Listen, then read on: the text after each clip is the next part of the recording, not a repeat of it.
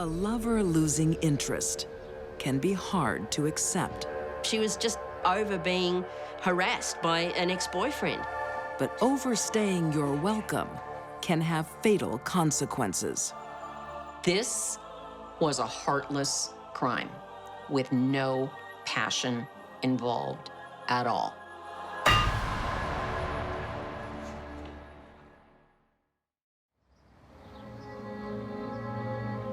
1989, in the tiny country town of Meerbu North, Victoria, Australia. Paul Snable and Karen Randall's relationship is running hot and cold. I gotta go. Karen, stay. She kept taking him back and then dumping him again and taking him back and dumping him again. This time it will be different, I promise. You said that every time. It's the same thing, always. The conflict in the relationship was there from the outset. I love you. Paul was a typical sort of country lad, a bit rough around the edges. Single mother Karen is unsure about Paul because he is using amphetamines, speed. Use of amphetamines just has a terrible effect on one's normal personality. He was a nice bloke who reacted badly when he was on drugs. Karen, you're making a really big deal out of nothing. Yeah, well, I don't agree. I think it's actually quite serious. Why are you taking When he is high, Paul loses control of his temper. He crosses the line, becoming a violent abuser. Karen, I'm not doing anything. He would push her around and abuse her and things like that. There was certainly a history there of violence. We know for a fact that there had been intervention orders taken out by Karen against Paul.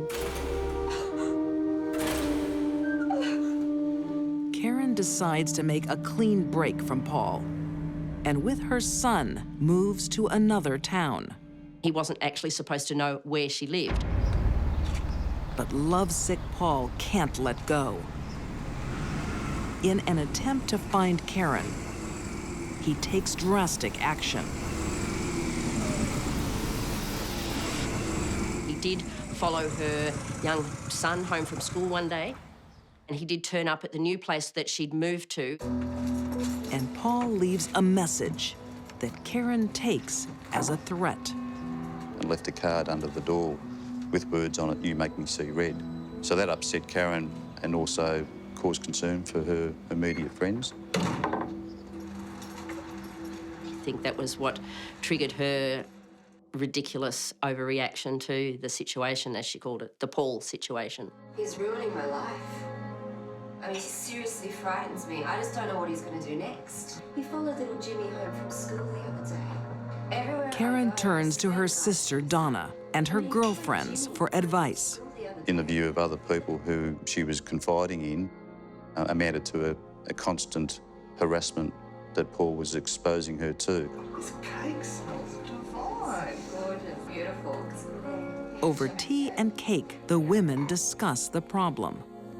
They started talking about dealing with the Paul situation, We should have his legs broken. which was a number of scenarios. There was a suggestion at one stage there to tie him to a tree and kneecap him. You inject him with battery acid. And that's what I'm talking about. No, that's actually a really good idea. They come up with a solution: Just some shots and murder. you can lace his needle with some battery acid. Kill him. Have a heart attack. Yeah, that's the final solution we're looking for. One woman is particularly interested in putting their plan into action.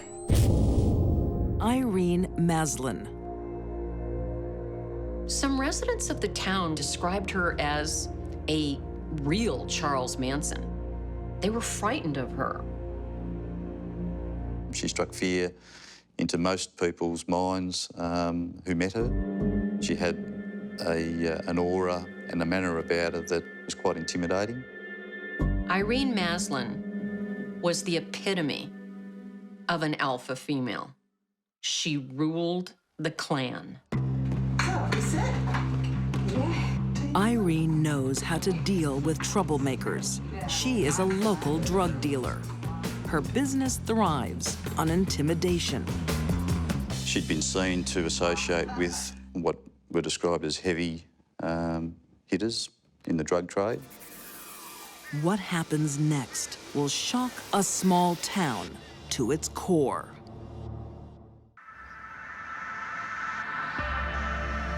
At an isolated farmhouse in country Victoria, Australia, friends gather for a weekend visit.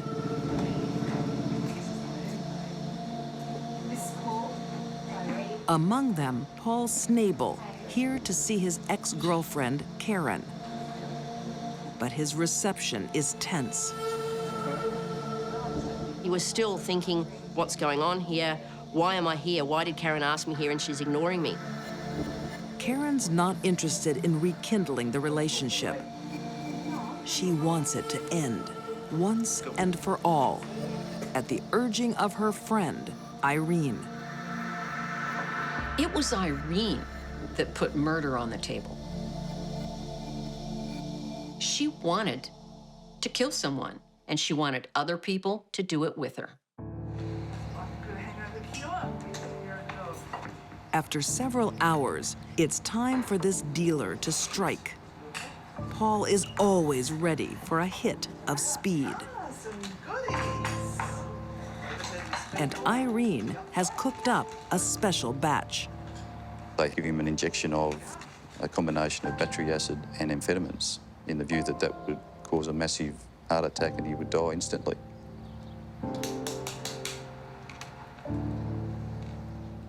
Paul suspects nothing.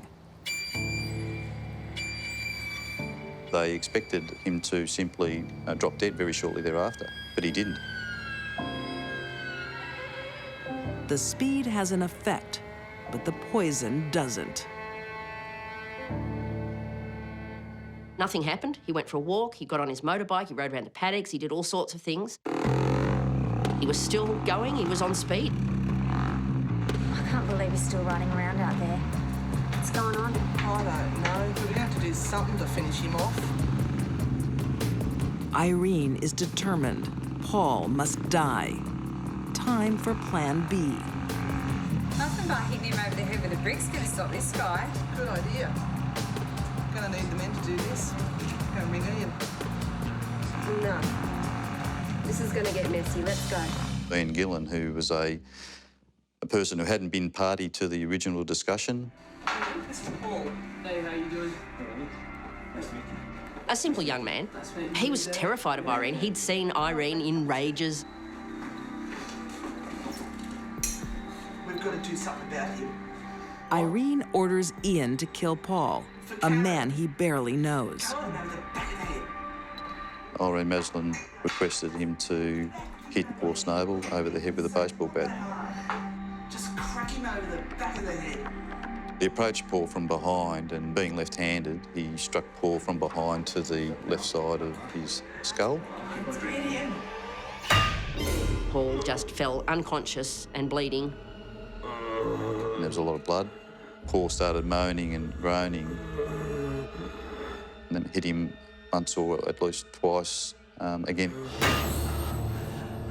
Poor Ian Gillan, whose only involvement in it was out of fear, he honestly thought in that moment that if he didn't do what Irene told him to do, that she'd take the bat to him.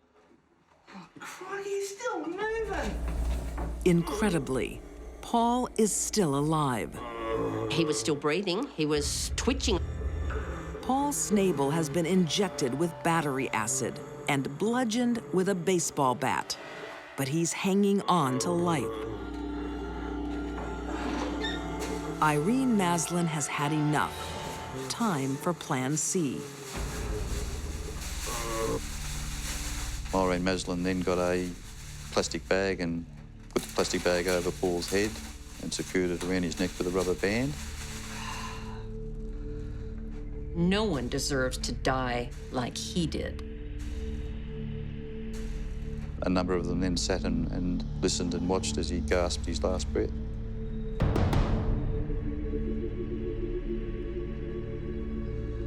Last.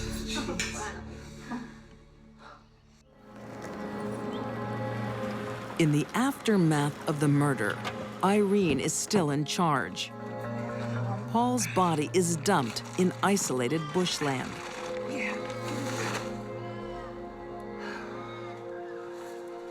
took him off and threw him in the bush like a piece of rubbish. To cover their tracks, the murderous gang destroys all the evidence, including Paul's motorbike. One of the women stripped the bike, took it apart, and dispersed it around the countryside, threw it in a bit in a dam here and a bit in a bin there. Paul Snable has been missing for 2 weeks. An air search of the immediate vicinity was undertaken, quite an extensive search, in the expectation or the possibility that he may have had a crash on his motorcycle. But it is a chance find at the local garbage dump that arouses police suspicions. Someone found a piece of the motorbike. Then someone else found another piece of the motorbike.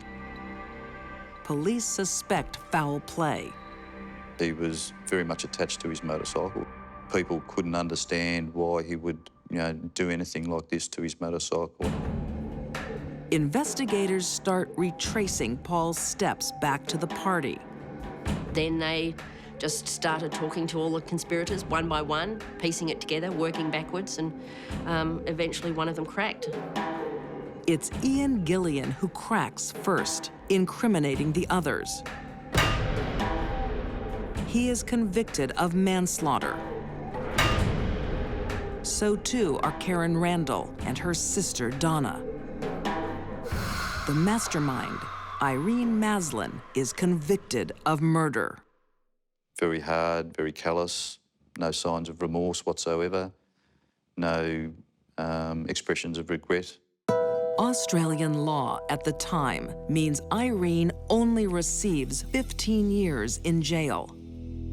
Today, she's a free woman. She's now out.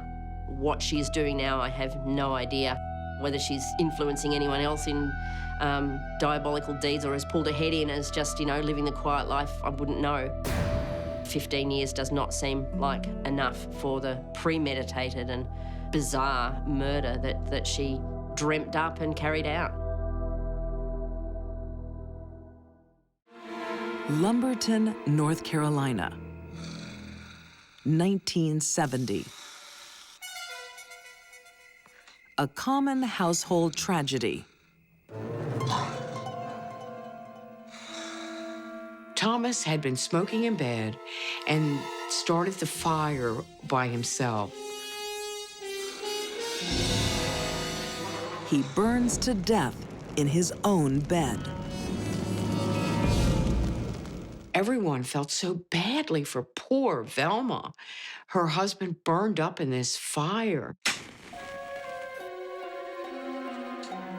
38-year-old widow, Velma Burke, slowly recovers from her loss.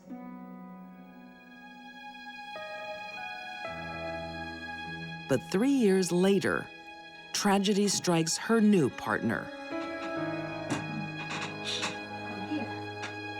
Nobody understood what was wrong with him. He already did have health problems. His lungs were shot. He was diabetic. When he died, again, Velma was a sympathetic widow. Is Velma cursed? Everyone thinks so. Indeed, Velma has known suffering since she was young. Velma had a dreadful childhood. Her father was an alcoholic. He was abusive. There was so much wrong. You knew she was going to come out of that childhood as damaged goods. Like many abused children, Velma tries to mask the pain with drugs.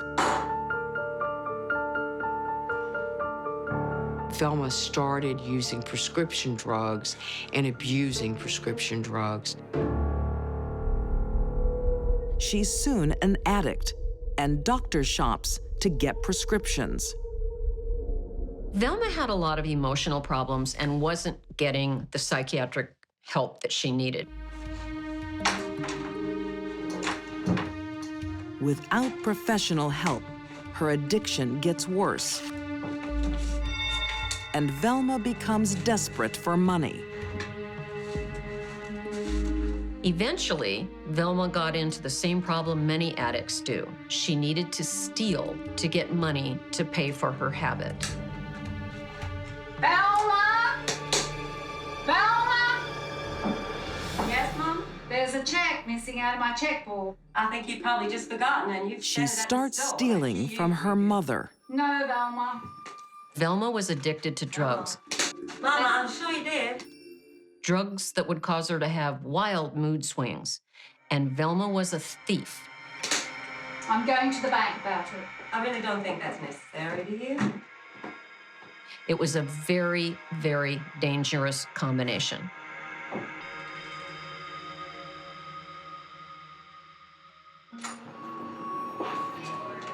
Velma is a desperate addict who has developed a unique coping mechanism: murder. I should take over the care of my mother now. She needed money. She didn't want to get caught. She needed the money to medicate because of the pain that she had. I bought you some soup. I can't eat. I'll make you better in no time. The whole thing became a vicious cycle for her. You always say homemade is best. The weapon of choice is arsenic. Come on. Come on home. That's it. Okay. Take it slow. Just a little sip. Poisoning became a way of trying to deal with a problem that she didn't know how else to deal with. All right. You have a little rest and we'll try again later, huh? With arsenic, it's very simple to drag the process out. You just give them not quite enough until it all accumulates in your system and they get sicker and sicker and die.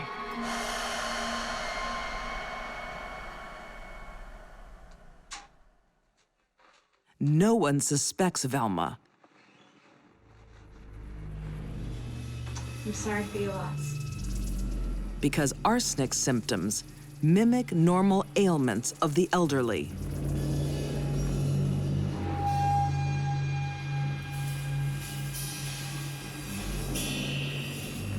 Velma doesn't get caught for murder, but she does for check fraud.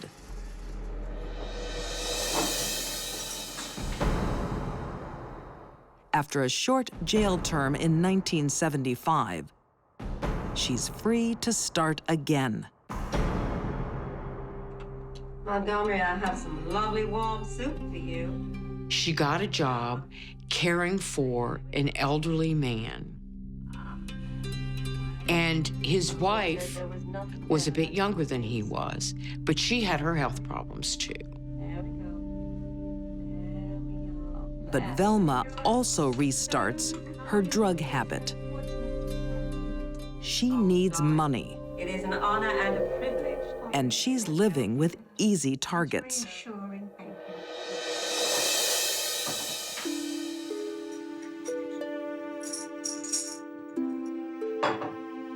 Anyone around her that made her angry or frustrated or threatened her existence, her freedom of revealing that she was a thief, was in danger of Velma's wrath. There you go.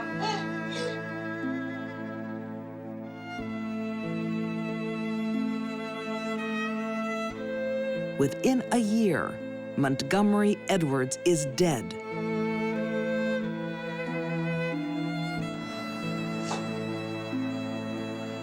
One month later, Dolly also dies. Murder became a maladaptive behavior for Velma. But it worked. And every time she did it, she got away with it for years. Velma's circle of death is far from over.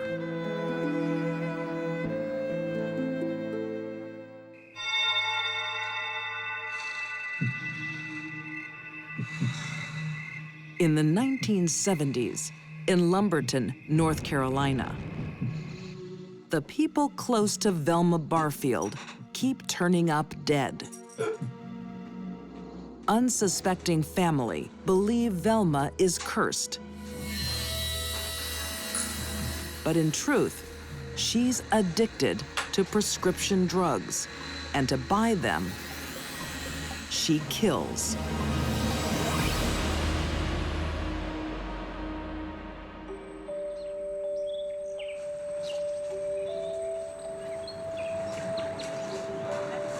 In 1977, Velma meets Stuart Taylor.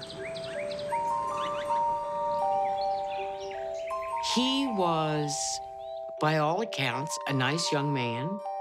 They had a good relationship initially.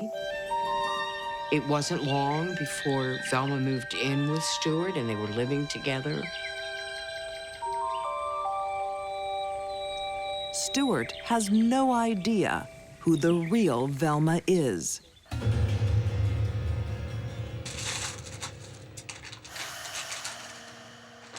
When he finds a letter from a prison inmate to his girlfriend, Honey, what you doing? he's shocked. Honey, you never told me about this. What? You never told me you were in prison. What are you doing? What do you mean, what am I doing? Why are you keeping secrets from me? This is my... You can tell me these things. Why are you holding back? I don't want to go there. It's just... He was outraged. She did not tell him about her imprisonment. I'm gonna tell everybody about you and your secrets. What are you talking about? Don't you dare. He threatened to expose her, as it were, to other people. I'm out of here. Wait, you get back here. What are you talking about? This is your... I don't trust you anymore. I'm out of here. You, get out! That was a triggering event for the sort of flood of Velma's life history crashing down on her. When Velma is stressed, her prescription drugs are not enough. She needs to end the source of her pain. She was frightened, and she fell back into her old habits.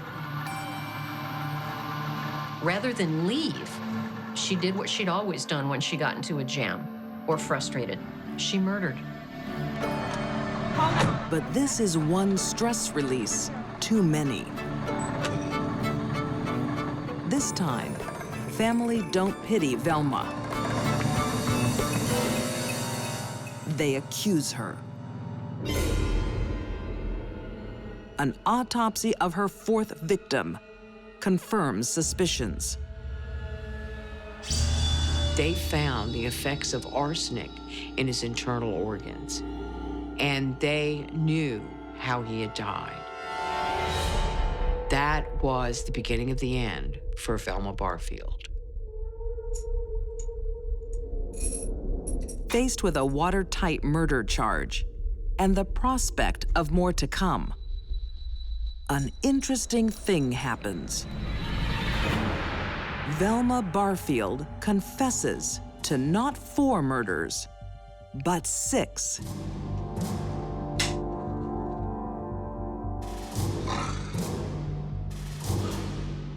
Her first husband, Thomas Burke, didn't leave his cigarette burning. Velma set him on fire.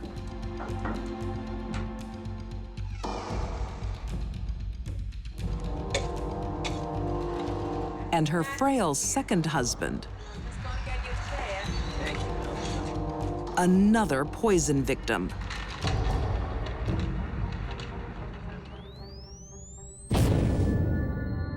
The surprises don't stop there. Sentenced to death, Velma is locked away from the prescription drugs that fueled her killing. She becomes the angel of death row. The people in the prison found that she was a really good counselor for disturbed young women. And they would often put the most disturbed young women in cells next to Velma, knowing that she would soothe them. Could Velma ever make up for the 6 lives she took? Only she knows. On November 2nd, 1984, Velma Barfield is executed by lethal injection. She could have become a teacher, a counselor, a pastor. She could have spent her life doing good works instead of hurting people. In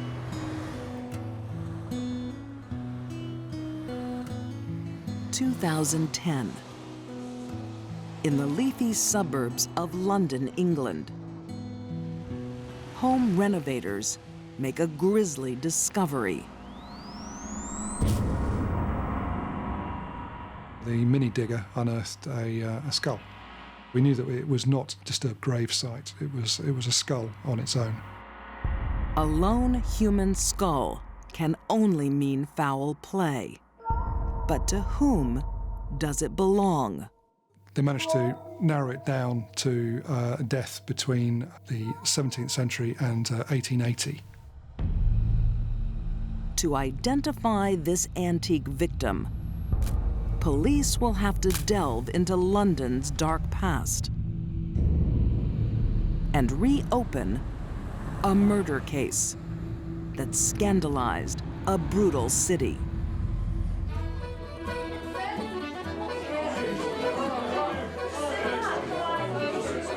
England, 1870s. Kate Webster is celebrating moving to London. Kate Webster was an Irish woman who came to England and effectively was a career criminal. She was cunning. She learned how to be a criminal from an early age. Kate hasn't come to London for a job. She's come to steal. But she's not very good at it and is soon caught and jailed for 5 years. On her release, she is determined to have an easier life. Kate Webster's life couldn't have been much harder than it was. Kate had almost no education. She worked in people's homes as a housekeeper, and she wasn't very good at that.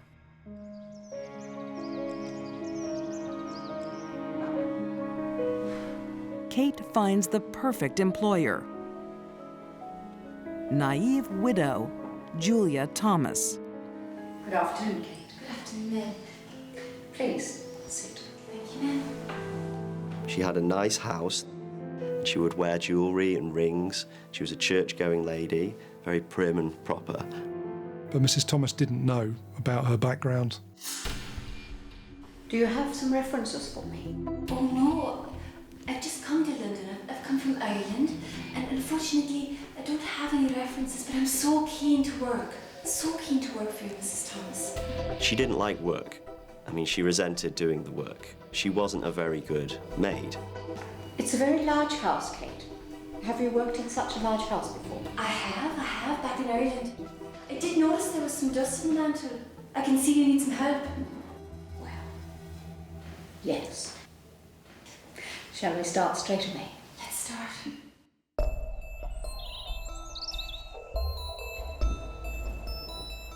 Kate Webster is a talented con artist and thief, but an atrocious housekeeper.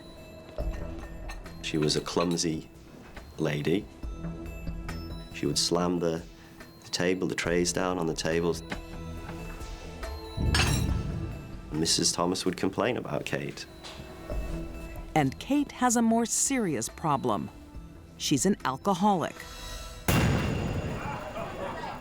and a bad-tempered drunk. She was a big drinker. She was often annoyed at people. Julia Thomas decides to make a stand. She feared Kate Webster. She had built up the courage to sack her. Where have you been? Oh.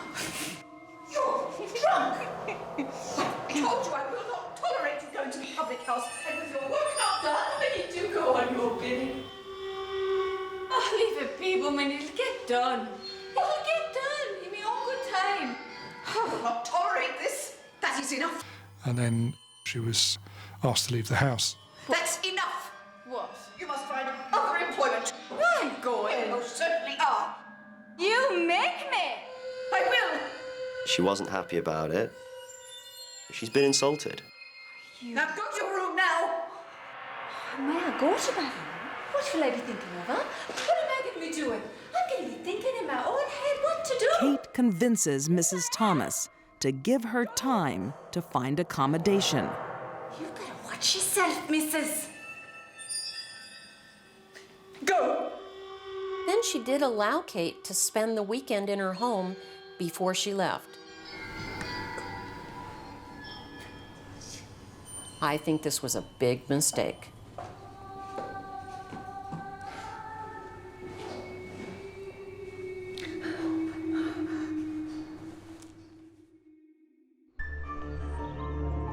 Sunday, January 13th, 1879. It's Kate's last day of work. Where did Kate go? She went to the pub. Mrs. Thomas was not happy again. Stop there. She'd done her a favour and let her stay for the weekend, but now Kate's late back from the pub. I want you to go now, Kate. I've nowhere to go, ma'am. Where shall I go? Mrs. Thomas is waiting for her, and an argument ensued. I don't care. I've given you plenty of chances. I gave you notice.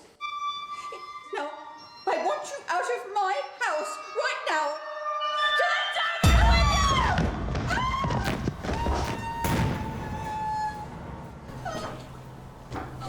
She threw her down the stairs. Kate! Kate! Help! That was a terrible evacuation, wasn't it? Help! Shush! Be quiet. To prevent Mrs. Thomas from screaming, she strangled her. Help me! It'll be fine. Oh, It'll be fine. no! Yeah!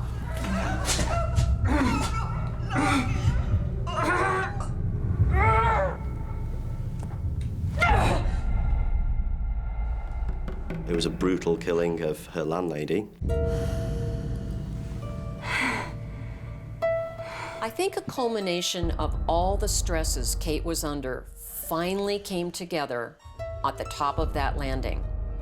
Her alcohol problem, her low wages, and her repeated failures at even a simple menial job just made her snap. Kate Webster has killed her employer. But she doesn't run. For the first time in her life, now Kate had some power, and she used it. Kate has come up with a monstrous plan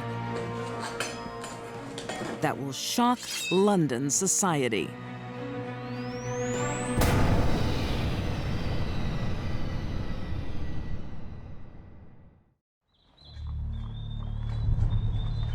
London, 1879.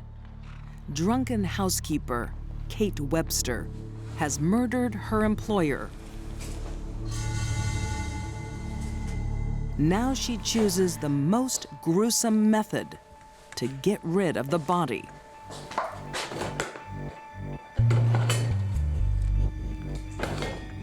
Kate effectively spends the rest of Sunday and Sunday evening trying to dispose of the body. It's a horrifying process.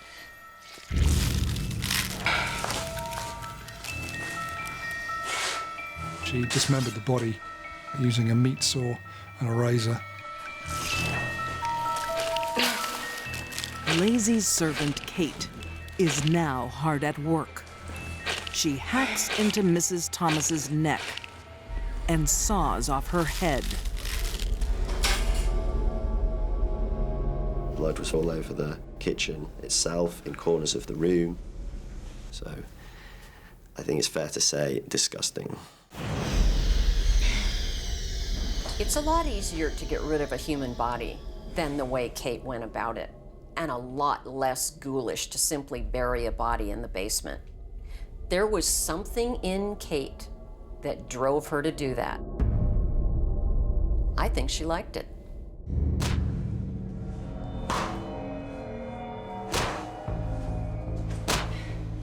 With Julia Thomas's body in pieces, Kate cooks up an ungodly stew. She thought she could dissolve the body by boiling it.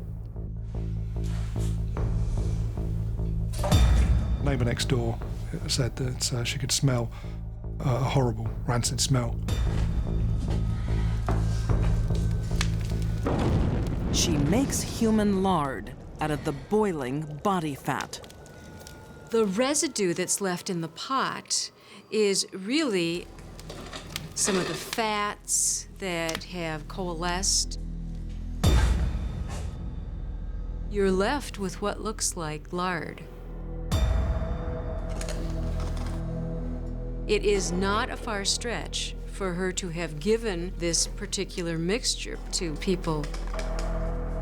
Cannibals had said that the taste of human tissue was similar to that of a pig.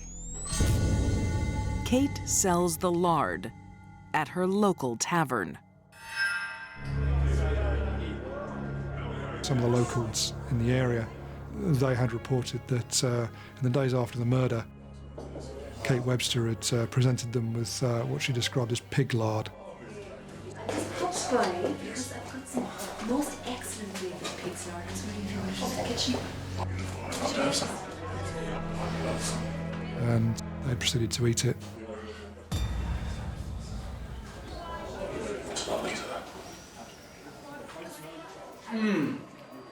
Delicious.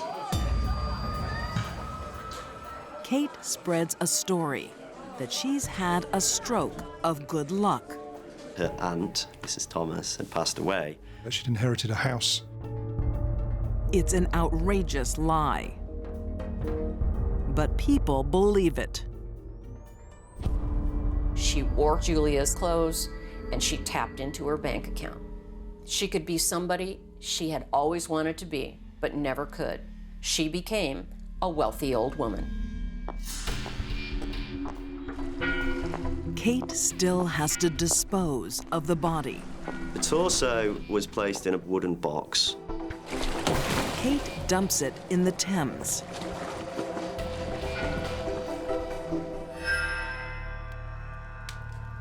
But not all the body parts will fit.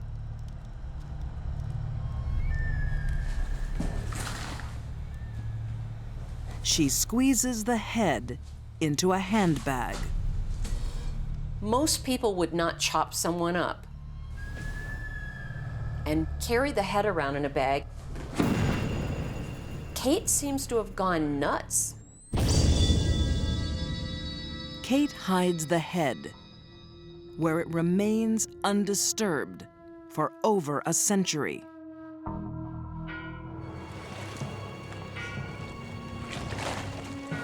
The other body parts are found much sooner. Just 5 days after the murder. Kate was really a much sicker woman than anyone really knew. It is not long before Kate's story of an inheritance unravels. She's quickly arrested and convicted of murder. Although it's rare at the time for a woman to receive a death sentence, Kate Webster is hanged. You look at what she actually did. How could you not say that's evil? 130 years later, the final piece of the case is solved. The skull was recovered from an area that had previously been a stable. Kate Webster would have known that well. She frequented the pub.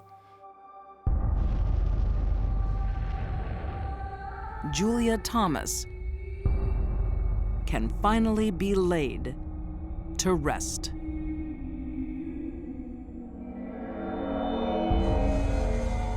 If that murder hadn't happened on that day, Kate would have eventually had a row with someone and they would have ended up dead. And then possibly in the kitchen.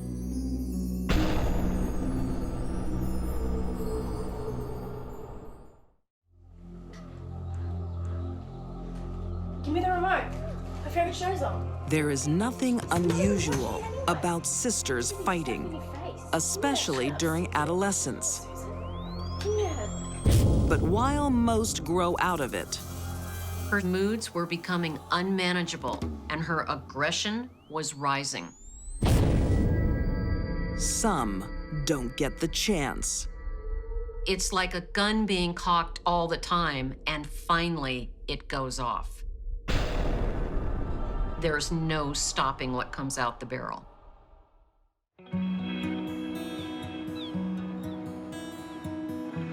Australia, 2004. In the Sydney suburb of Strathfield, Kathleen and Susan Worrell are typical teenage sisters. Side on a bit more there. Oh, aren't you just so beautiful? There was sibling rivalry, but nothing more than you expect in an ordinary family. Put your heads close together, please, girls. They have a loving relationship and come from a good home.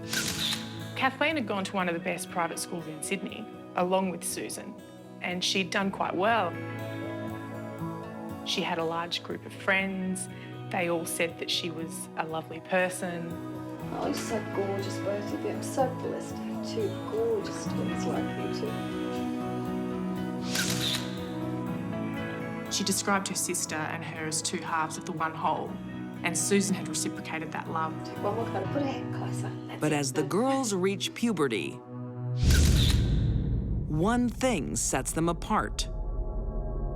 Kathleen suffered from a hormonal disorder wherein she had way too much testosterone and exhibited a lot of male features. Kathleen is born with congenital adrenal hyperplasia, or CAH. But when she reaches puberty, the symptoms become obvious. This would be a terrible thing for a young girl. She would have facial hair, a deep voice. She wouldn't look like a girl. She's going to look like a boy. Forensic pathologist Janis Amatuzio says the side effects of this condition are especially challenging for a young woman. When a female infant is born with this particular enzyme deficiency, what we tend to see is they have all of the developmental factors that we see in normal male development. As a result, this individual can be thought to be tall as a child, more muscular, have a deeper voice, grow facial hair, and have excess strength. From the time of birth, once this is discovered, that individual is placed on steroids for the rest of their lives. But Kathleen's medication has unwanted side effects for a teenage girl. Weight gain.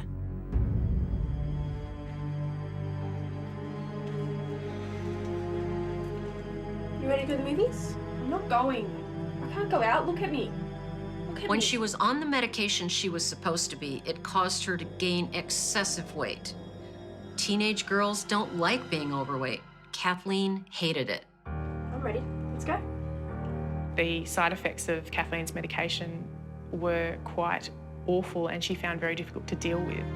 This medication is ruining my life.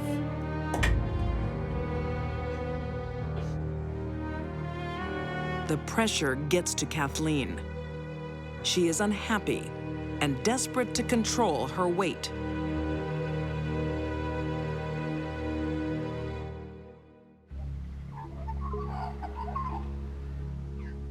Hello, Kathleen. Come in. How are things going? Life's too hard. I feel so fat. I want to come off the medication. I think in the state that Kathleen was in, she perhaps didn't understand the side effects of not taking medication. I don't think that's a good idea. Why not? Look at me. How am I ever going to get a screw looking like this? No one's going to want to touch me. Just settle down, Kathleen. Have you already come off your medication? You don't understand. No one understands. I'm trying to understand. When somebody has suddenly stopped taking steroids that they've been taking for their whole life, small things can irritate them and small things can set them off. Kathleen secretly stops taking her medication. Kathleen, dinner's almost ready. Don't go eating snacks now. Get off my back. Why are you always going on at me? The level of testosterone in Kathleen's blood rose and rose and rose to a dangerous level, to a point where it was 4 times as high as it should have been for a woman her age. What's wrong? You are taking your pills, aren't you? Stop telling me what to do. Everyone thinks they can tell me what to do. I've had it. Kathleen feels powerful. Testosterone is the aggression hormone. After she stopped taking the medication, she was training very obsessively. She was very pleased with herself. I think she described herself as being, like a gladiator, very strong. Psychiatrist Olav Nielsen discovered how the process started to affect Kathleen's state of mind. Well, it's a little bit similar to the people who are doing bodybuilding, taking very high doses of steroids. And the higher the dose, the greater the effect is. Increased aggression, increased confidence, assertiveness. And there's some studies to show an increased risk of mania, the syndrome of abnormally elevated mood. Unknown to the Worrells, Kathleen is losing control. Give me the remote. My favorite show's on. Hey, I want to watch this one. You're not even watching it. You're too busy stuffing your face. Give me it. When someone is in the grip of a manic episode, they don't censor themselves. Susan, unfortunately, had no idea what she was dealing with. How truly dangerous Kathleen had become. Kathleen was a ticking time bomb.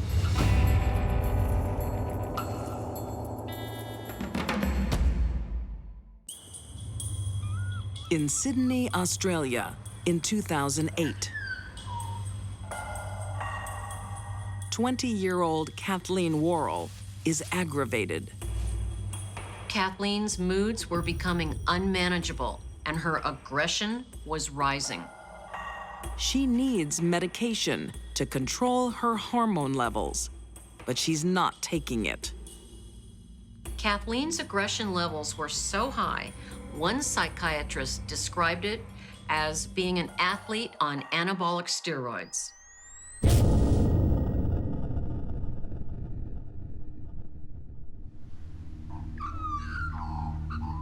With her mind raging, Kathleen is preparing.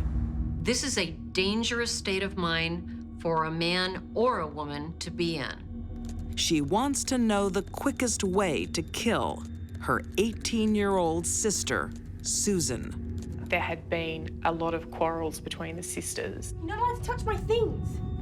Fights were sort of symptomatic of what was happening to Kathleen at that time. Kathleen is fighting for control of her mind. She is manic. A manic state must have emerged over several months with the manipulation of medication and the very high or large fluctuations in her testosterone level. Aware of losing control, she reaches out for help. She sends a message to a friend. It was along the lines of, I intend to murder my sister if I can't be persuaded otherwise. Desperate times call for desperate measures. It was a cry for help, but I don't think it was responded to as you might if you actually believed that she was going to do it. Her friend emailed back to her to not do that, and so Kathleen didn't. But come morning, Kathleen has second thoughts. With the sisters alone in the house, Kathleen finds the perfect opportunity. It appears to me that intellectually, Kathleen did not want to kill her sister, but emotionally, she felt overpowered to do so. As she entered her sister's room, she looked at her,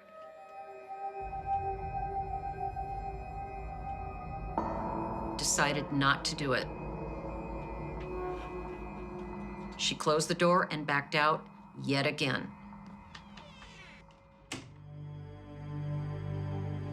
Kathleen's self-control is on a knife's edge. It doesn't take much to slip. Incorrect password. Susan had changed the password for the computer, so Kathleen couldn't use the internet. Being mean to Kathleen, in Kathleen's state of mind, it was like poking a stick at an angry bull. Kathleen finally snaps. Whatever was in her path, if she was angry, would have been attacked. With abnormally high levels of testosterone, Kathleen easily overpowers her petite sister. Die! Die! She has all of this muscular development, all of this strength that normally women don't have, so she could do a lot of damage. Susan dies within 30 seconds of being attacked.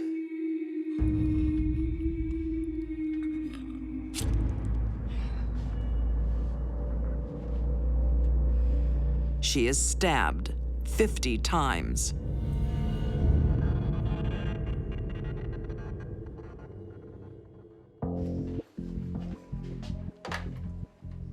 Immediately after the murder, Kathleen calls emergency services. Please. I killed my sister. Pretty clear I think I that her stabbed her. reasoning was quite affected. I mean, she didn't She's lying in think the for 1 hallway. minute about what might happen to her after this occurred. Police! Are you armed? No. She didn't even consider about being taken to prison, and she didn't consider that her parents might be upset. Kathleen is charged with murder. She receives a psychiatric assessment. She's interviewed by a total of 5 mental health experts, and I think the consensus view was that her ability to judge right from wrong and her ability to control her actions were substantially impaired.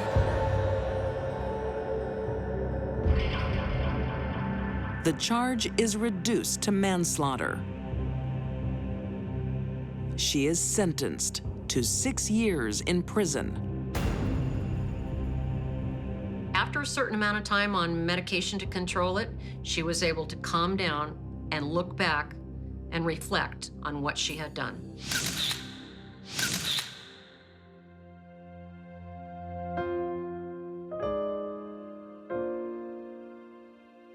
The most shocking part about this was that it was a sister killing her own sister.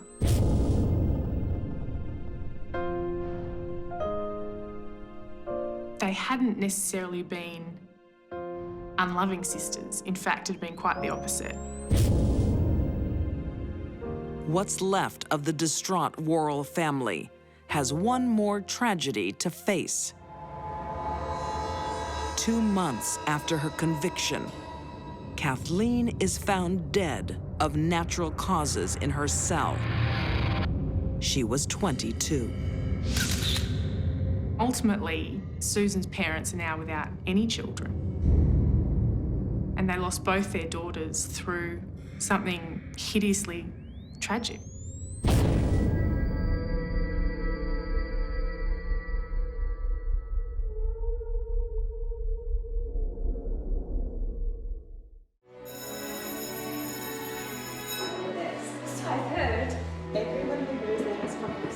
England in the early 1980s.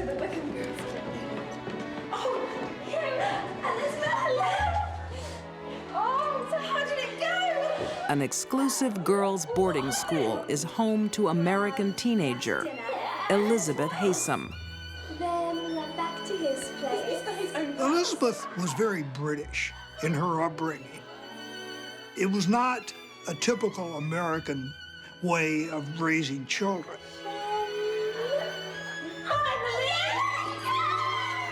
Elizabeth has been at boarding school since the age of 8, only seeing her globe-trotting parents a few times a year. The girls at the school became her sisters and her family. Elizabeth is a straight-A student who plans to study the arts at Cambridge University. But her parents, Derek and Nancy, How could you do this to me? have other ideas. It's for your own good, Elizabeth. I don't want to do maths. Tough. Elizabeth's parents decided to put her on a track of high-level science and math classes so that she could become an engineer, just like her father was. I don't want to do engineering. You better get interested, or you won't be going to Cambridge. You are ruining everything. She wanted to do what she wanted to do, not what her parents wanted her to do. I hate you.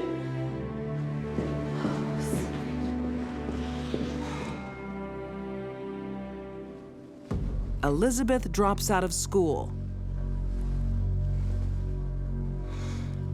She started failing in everything she did. Oh, thank you.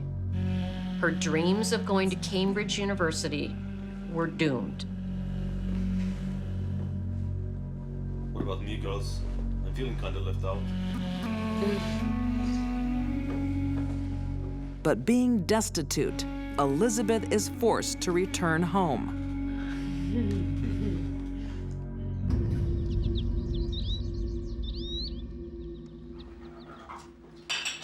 There was something very deep-seated and disturbing in the relationship between Elizabeth and her parents. I'm home. In Lynchburg, Virginia, once again Elizabeth is under her parents' roof and control. How dare you do this to yourself? You did this to me. Who sent you to the best schools, Elizabeth? Elizabeth's hatred for her parents was way over the top. It became an obsession. Now you clean yourself up. You fix that ridiculous hair. She wrote 39 pages in one diary about how much she hated them. Now get out of my sight.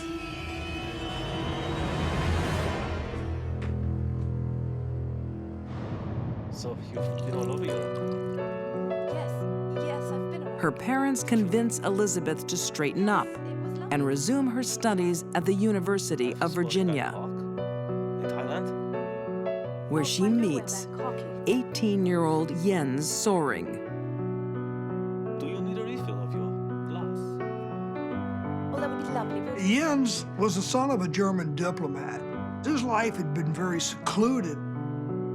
And Elizabeth was a sophisticated young woman who had a lot more worldly experience than Jens, and she was a little older.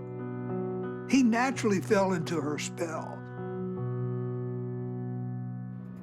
My father is such a bastard. It's so wrong what they did. Naive and inexperienced, Jens is easy prey. She had one thing to offer Jens that he never had before, and that was sex. I think she really turned it on with Jens and entrapped him. Jens, you have to help me do something. I'd do anything for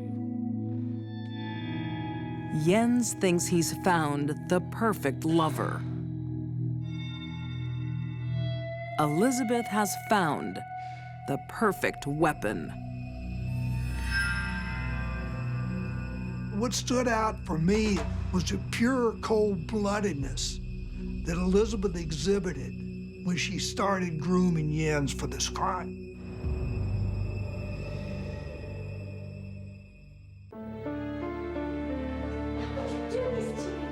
20-year-old Elizabeth Haysom has argued with her parents for years. I hate you. Finally, she seems to settle down. But in truth, something is brewing underneath. She shares her deepest feelings with her lover, 18-year-old Jens Soring. They're no ordinary love letters. She started talking about murdering her parents, from general terms to specific terms, to eventually an ultimatum. I hate my parents. I want you to kill them, or the relationship is over.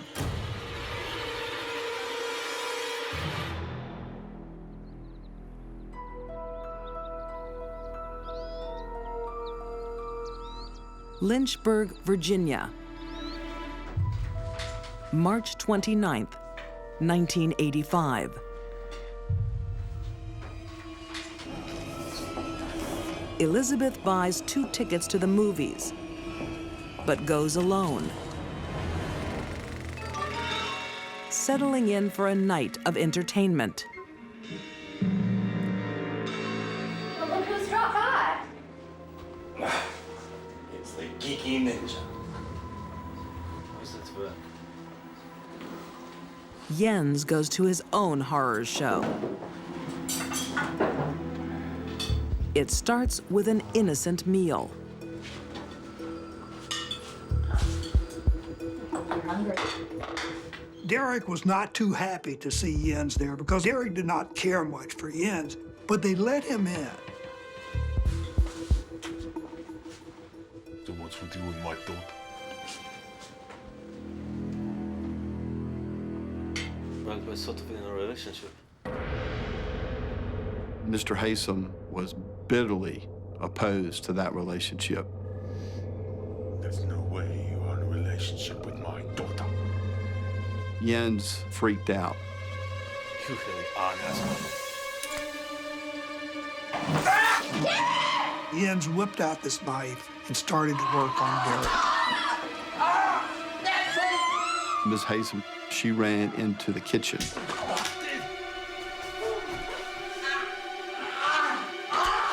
It was a hell of a fight. There were a lot of bruising, there was a lot of slashing. Killing in cold blood isn't easy. Her father refused to die. He fought like a big bear.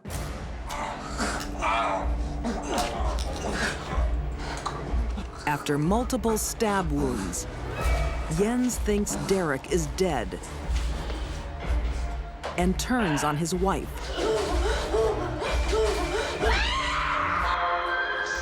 He cut his throat so severely that he almost decapitated her.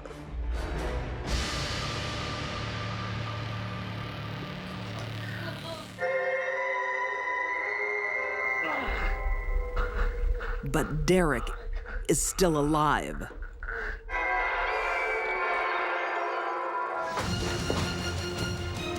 Mr. Haysom, he staggered back through the house and was trying to make it to the front door.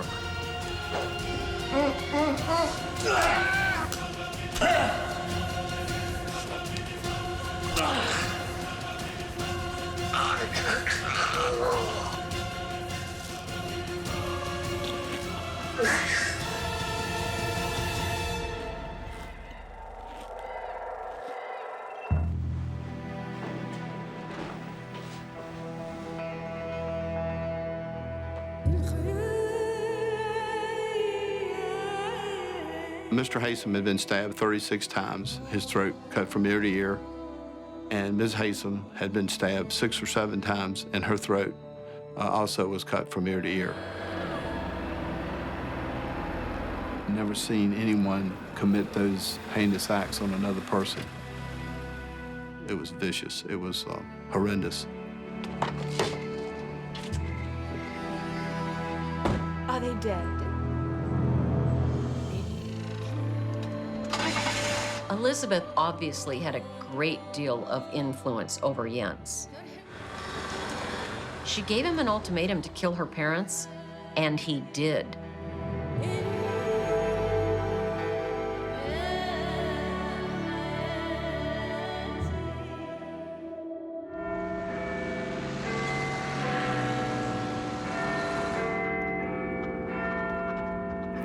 The young killers flee to Elizabeth's old stomping ground, London, living off a fraud scam.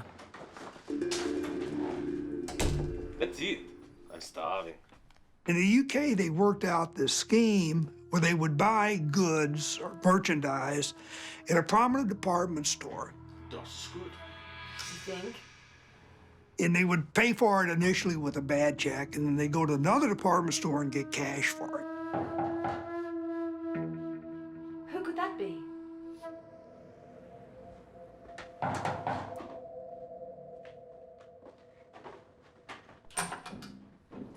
Hello? Can I help you? Hello? Their crimes eventually bring British police to their door.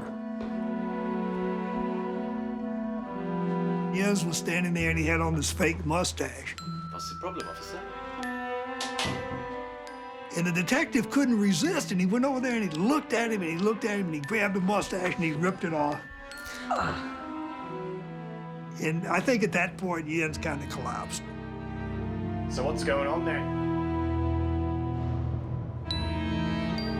A search of their belongings finds letters.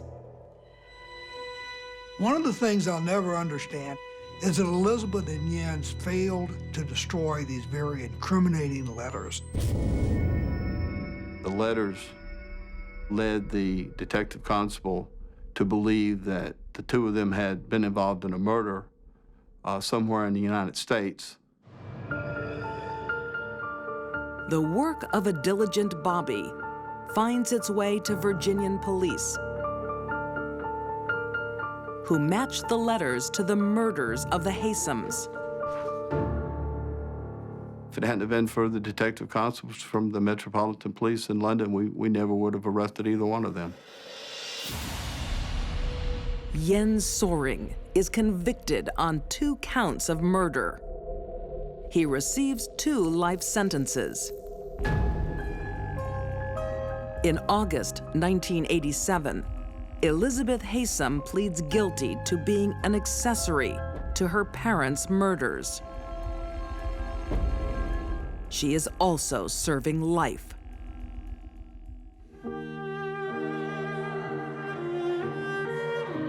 Elizabeth receives the best education money can buy, but never learns the most important lesson of all: love. Not for her boyfriend or her parents. I think she is a psychopath who can be very charming at one point, but she has a sinister background. Elizabeth wasn't just angry at her parents. Elizabeth deeply resented her parents, was unable to walk away from them, and wanted to destroy them. Probably because she blamed them for not accomplishing her goals.